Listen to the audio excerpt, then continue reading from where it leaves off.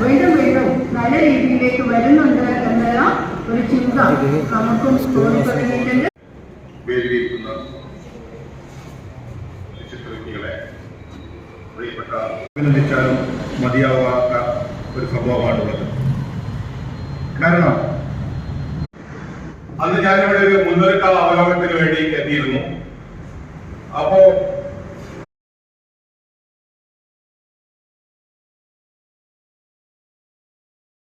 Claps go.